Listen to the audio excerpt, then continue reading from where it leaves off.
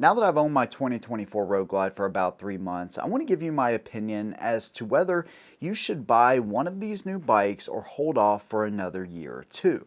Now, not only do I want to give you my pros and cons on the bike, but I also want to tell you about the experience that I've seen that others have had too, and paint a complete picture and hopefully give you some ideas as to whether you should hold off or buy one of these new motorcycles. And so we're going to talk about all of that. If you like the type of content I do right here, including honest bike reviews, comparisons, 7 best series, and much more, make sure you subscribe and hit your notifications. Also, I'd love to have you guys join the Shot Squad right here on YouTube or over on Patreon.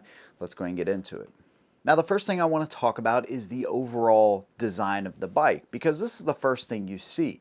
This is what either appeals to a lot of people, or it's one of those things that gives some people reservations about buying one of these bikes altogether. And it's kind of funny because you find this almost with every new iteration of anything Harley Davidson does, especially Harley, because people expect a certain look and a certain sound. So when they change that look entirely, people either lose their minds or gravitate towards it. But then the people that initially lose their minds give it some time and actually warm up to that new design. It's a pretty interesting thing with Harley Davidson riders specifically. And this year, they've changed everything. The fairing, the lights, the LEDs, the turn signals, how the bike rides, the suspension, the tank, the lines, the bags, the motor. Everything on this bike. I mean, there's very few things that carry over. Your old seats are not going to work. A lot of the custom options from some of your well-known manufacturers, Sero and, Custom Dynamics and others, they've had to redesign everything. The clutch handles, I like to get an adjustable clutch handle for my motorcycle, and even those have to be redesigned. It is a wild change this year, and so that may be one thing you want to consider. While I see it as a pro, and I think it's one of the best changes that they've made, is not only lightening up the motorcycles, but giving a truly modern take on the Road Glide. The engineers and the designers, they really, in my opinion, they nailed it. It's just going to take time for some people. Me, right off the rip, I was like, dude, this is a freaking awesome design. I've also compared it to the Indian in one of my previous videos there. So if you want to get an idea of those two bikes, you could do that as well. But I think the design is one of the biggest pros for me personally. You just got to consider how much you have invested into some of those other parts, and if you're willing to actually, kind of sell those in order to buy new ones for these bikes. Another pro, in my opinion, is the safety features and the ride modes. RDRS was an option for most of the touring lineup before the new design. Now it comes standard on the motorcycle. So your cornering traction control, cornering ABS, regular traction control, regular ABS, drag torque control, hill hold control, all of that stuff is now in every single new road and street glide. To me, these are life-saving devices that, while you shouldn't depend on them, if something goes bad, you can rely on those things to have your back. So your steed has your back in case things go really bad. That, to me, doesn't sound like a bad thing. I find it interesting that some people are reluctant to embrace this technology, and it kind of always comes down to price, but in this case, it's actually a little bit different. We're going to talk about that here in a minute. But, I find that these safety features, man, anything can happen on the road. We want to stay upright. One of the things about these features is if I come into a corner a little bit too hot, if I'm leaned over a little bit too much, if there's gravel or oil or Sasquatch walks out in the middle of the road, I know that, okay, yes, I made a mistake. Maybe I grabbed that front brake. I really shouldn't have done that. But I also know that the bike's going to do everything it can to keep that wheel from locking up on me and me losing traction. To me, I just don't see the drawback at all. The ride modes. Now, this is one thing that Indian's done awesome for a number of years, is any of their models that are Dark Horse and up, they actually put additional ride modes, and now Harley has done the same thing. So essentially we have rain, which is going to decrease the throttle response, right? It's going to make sure that all of those safety features we just talked about are at their highest chance of intervening. And then of course we have regular mode, which is going to be probably the best balanced out of all of them. And then sport mode, which is going to wake that throttle up and give you just a little bit more oomph out of that 117. Now, the flip side to this that a lot of people talk about is the increased cost of this. You know, I don't want to have to pay for all of that stuff that's included in the bike. You know, there's even some people that say, you know, I want to feel the back end brake loose. You know, that's just the way they are, right? So now, while you have the option to actually go in there and you have one custom mode for the regular road and street glide, so you can kind of tweak some of those parameters we were just talking about. But if price is the biggest issue for you, that's another pro on these bikes because they've actually gone down in price. You know, the base bike starts at $26,000. Now that is for the billiard gray with the chrome pipes, but still, you know, before with that technology in there, you would be looking at 27.5, 28, 28.5. I mean, so you're already saving quite a bit there. Now, of course, you add a paint, you add black pipes, you know, you're up to, you know, $27.5 or $28,000. But still, that comes in about $3,000, $3,500 cheaper than the comparable Indian Challenger. Now, is that a bit more than the old standard models? Of course it is. It's going to be a few $1,000s more, but you also have to consider, are those safety features? Is the new display, is the new technology in the bike worth it for me to spend a little bit more if you're used to buying the standards? I know that a lot of people just bought the, you know, specials or the STs and all that kind of stuff. So when you compare it there, it has gone down in price. So I guess it kind of depends on who you are and what you're used to buying and if that new technology is worth it to you. But again, I see all of this new tech as a pro. Now that doesn't mean that it comes without its issues, and that's one thing I want to talk about now. So you guys may know my channel very well, or maybe you don't. If you don't, welcome. If you are a returning viewer, thank you guys for watching. So one thing I want to tell you right off the rip is all of the issues with my motorcycle has been fixed, but it took 4 times in order to do that. Now, is that a Harley Davidson corporate issue? You may be saying, like, is that a bike issue? Is this something that I need to be aware of? Well, I've talked to some people on Instagram through Messenger that say, dude, my bike's running great. I've talked to others that have had a number of different issues, but the majority of creators and other people that I've talked to have said their bikes are running perfectly. But here's something that happened that wasn't on the, you know, corporate, and it wasn't on Harley Davidson, it was on the dealer I bought it from, which is the whole theory behind why I had all of these starting issues in the first place, and that's transport mode. So essentially, I bought it from Orlando Harley. I still like those guys a lot, but this is the 3rd bike I've bought from them, so I have nothing bad to say about them at all. But when they brought it up here on the trailer, the thought is that they didn't put it in transport mode. Now, it's a little bit different process to put these in transport mode compared to the others. So the entire time the security system's going off, that caused a, you know, a dead cell or something to go awry in the battery, because the very next day is when I had that first starting issue. Now, after taking it to the dealer a number of times, going back and forth, they had texts fly down. We eventually came up with a BCM. Of course, the BCM issues could have been caused by the battery as well, and vice versa. And then eventually the battery. Now we're all good to go.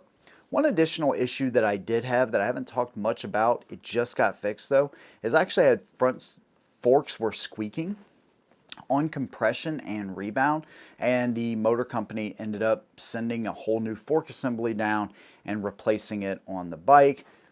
Could have been that, you know, all of the issues I had, they wanted to make it right. They also paid for my 1K service as well. So on the corporate side of things, they really went above and beyond, I think, to ensure that, you know, everything went as good as it could, you know, with the motorcycle and compensate me to an extent.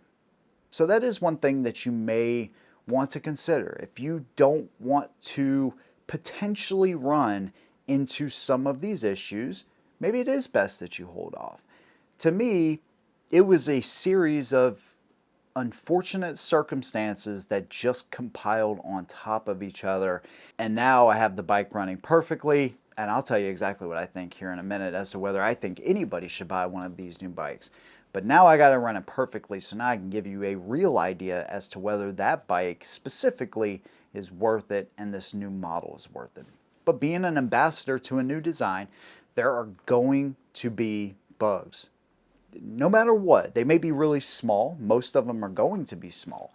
Some of them may be big. But regardless, for the majority of the bikes that I've seen out there, they're all running really well, with the exception of, just kind of learning the audio, learning this new system, learning how to route the audio. All of that stuff kind of plays into it as well. You got to know the machine before you bash the machine. I mean, that's where I try to take a balanced approach, because if I don't know something about the bike and I automatically say, oh, this sucks, yeah, that's something I'm not interested in doing. That I want to make sure that I know what I'm talking about, and then if I have issues, well, it depends on the severity of those issues and if they get resolved quickly. So I'd say overall, the bikes are running super reliably, and a big reason for that is the 117 motor.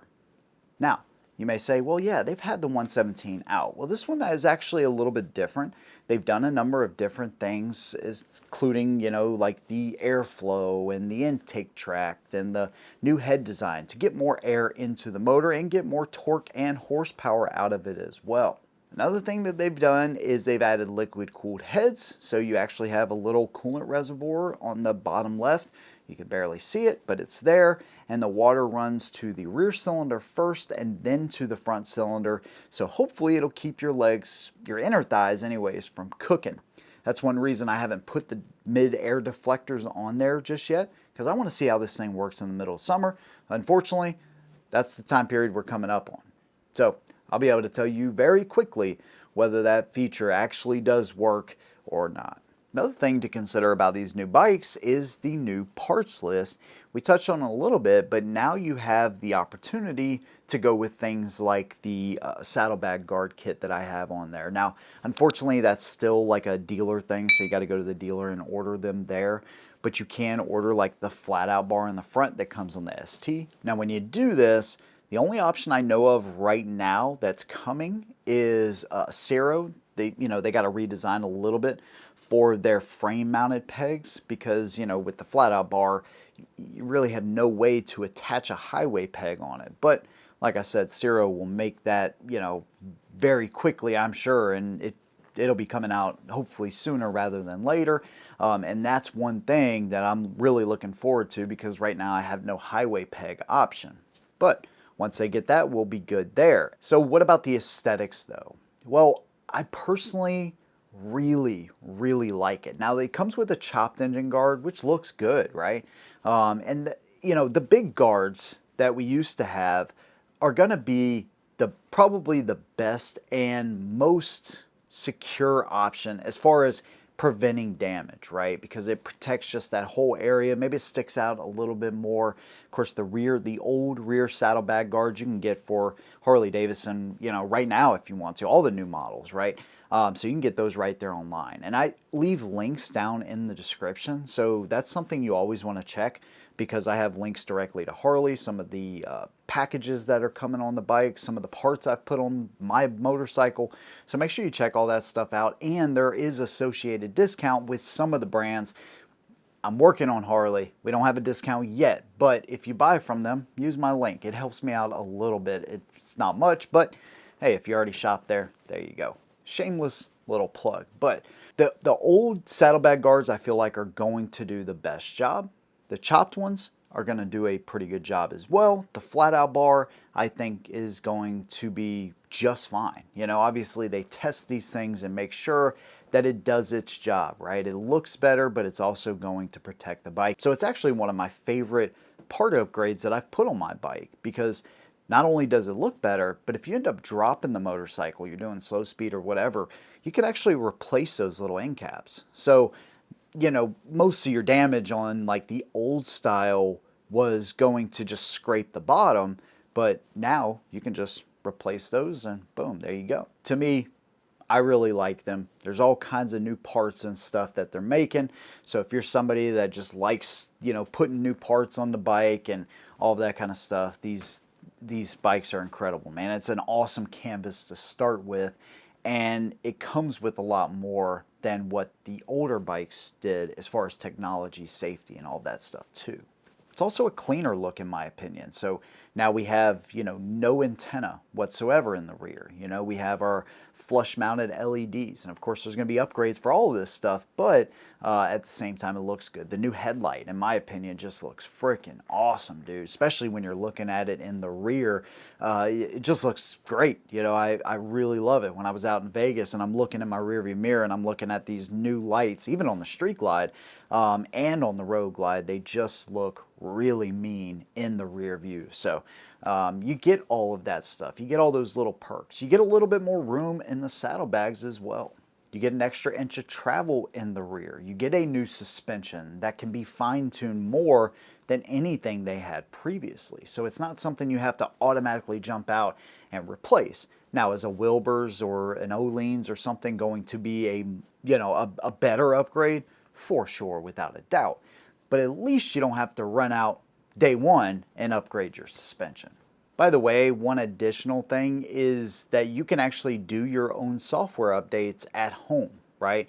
So that may be something I need to cover in a separate video on how to do that, but you don't have to run out to the dealer every time you need an update. So I want to make sure I make that clear as well. So overall, a strong, proven motor, new features, new parts, new everything, right? This is a completely new motorcycle. But the question is, would I actually go and buy this new motorcycle again, knowing everything I know now?